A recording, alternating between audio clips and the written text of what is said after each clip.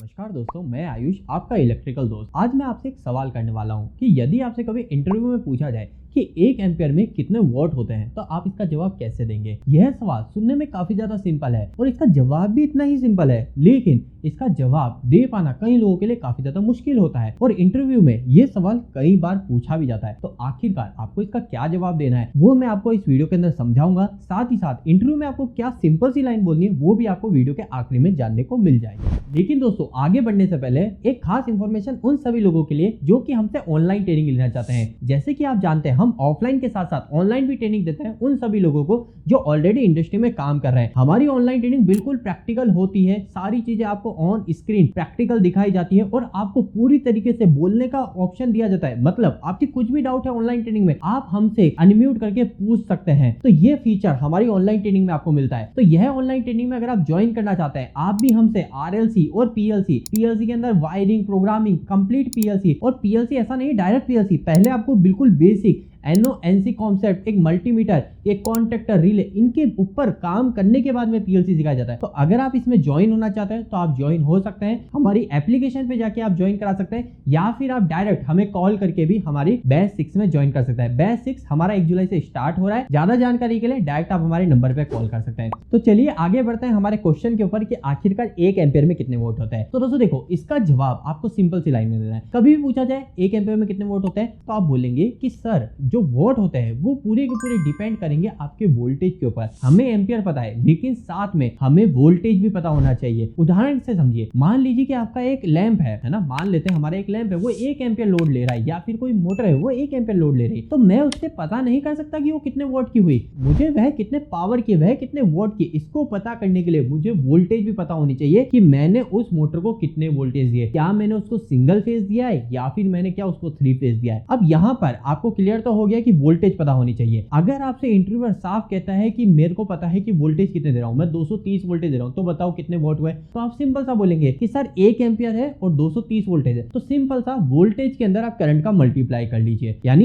1 ampere के अंदर multiply कर लीजिए आपके 230 वोल्टेज को, तो कितने हो गए 230 वॉट। अब यहाँ पर एक और बात ध्यान रखिएगा कि कभी भी हम हमारे AC करंट की बात करते हैं तो इसके अंदर क्या होता है, हमारा एक पावर फैक्टर। तो अगर आपसे इंटरव्यूअर पूछता है क्या इसमें आपने पावर फैक्टर इंक्लूड नहीं किया, तो आप कहेंगे कि सर पावर फैक्टर भी अगर हमें इसमें इंक्लूड करना है तो इसमें पावर फैक्टर को भी मल्टीप्लाई कर दिया जाएगा। मतलब कि ज्यादातर केसेस में अगर हमें पावर फैक्टर किसी उपकरण का नहीं पता होता तो हम वहां पे 0.8 मेंशन कर लेते हैं। तो हम क्या करेंगे, 230 मल्टीप्लाई बाय 1 मल्टीप्लाई बाय 0.8, तो जो वैल्यू आएगी वो हो गई हमारी वॉट।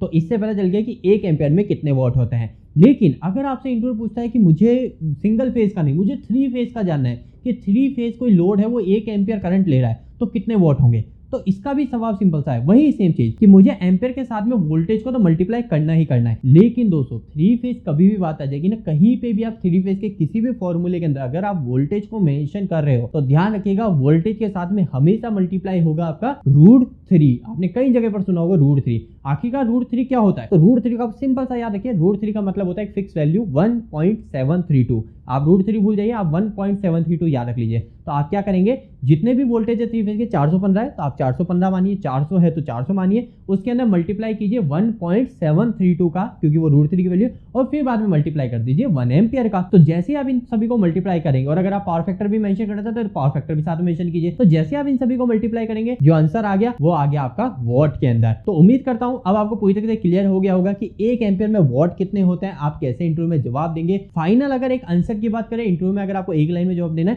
तो आप सिंपल सा बोलेंगे कि सर वॉट पता करने के लिए सिंपल चीज है, हम एम्पियर के अंदर वोल्टेज को मल्टीप्लाई कर देते हैं। और अगर हम AC सप्लाई की बात करें तो हम पावर फैक्टर को भी मेंशन करते हैं, लेकिन अगर हमें पावर फैक्टर नहीं पता लोड का तो हम वहां पे 0.8 मेंशन कर लेते हैं। तो दोस्तों उम्मीद करता हूं इस वीडियो के बाद में आपको इस सवाल का जवाब पूरी तरह से मिल गया होगा, कभी भी इससे रिलेटेड कंफ्यूज नहीं होंगे। अगर फिर भी आपके कुछ भी डाउट रह गए हैं इस टॉपिक के रिलेटेड या इलेक्ट्रिकल से रिलेटेड कोई डाउट है तो आप मुझे नीचे कमेंट बॉक्स में कमेंट करके पूछ सकते हैं। आखिरी के अंदर वापस से बताना चाहूंगा कि अगर आप हमारे बैच 6 ऑनलाइन ट्रेनिंग प्रोग्राम में ज्वाइन होना चाहते हैं, जिसकी फीस आपको पता है पिछली बार की तरह हम इसकी फीस भी 2500 रुपए सेम ही रख रहे हैं। इसमें आपको बेसिक इलेक्ट्रिकल के साथ साथ पीएलसी एडवांस तक सिखाई जाती है। यह पूरी ट्रेनिंग 2 महीने तक अराउंड चलती है। इसकी फीस वैसे 2500 रुपए रहती है, और वो 2500 रुपए भी अगर आप स्टार्टिंग में ज्वाइन करेंगे तो आपको सिर्फ 1000 रुपए ही पे करने होंगे। 10 दिन के लिए आप ट्रेनिंग ले पाएंगे। मतलब आप अगर एप्लीकेशन ज्वाइन करते हैं तो ज्वाइन करते समय आप कूपन कोड यूज कीजिएगा जो कि है DEMO50 DEMO50। इसको अगर आप यूज करेंगे तो इससे क्या होगा, जो 2500 रुपए का कोर्स है वो स्टार्टिंग में आप सिर्फ 1000 रुपए में इनरोल कर पाएंगे और आपको जो रिमेनिंग 1500 रुपए रहेंगे वो आप 10 दिन ट्रेनिंग लेने के बाद 10 दिन आपको ट्रेनिंग अच्छी लगी उसके बाद में आपको पे करना है। तो ज्यादा जानकारी के लिए आप डायरेक्ट हमारे नंबर पे कॉल कीजिए, नंबर है 8690045999। चलिए आज के इस वीडियो में इतना ही रखते हैं, मिलते हैं अगली वीडियो में। इसके अलावा ऑफलाइन ट्रेनिंग की भी जानकारी लेना चाहते हैं तो वो भी आप पूछ सकते हैं। तो चलिए आज की इस वीडियो में इतना ही, मिलते हैं अगली वीडियो में, तब तक के लिए धन्यवाद।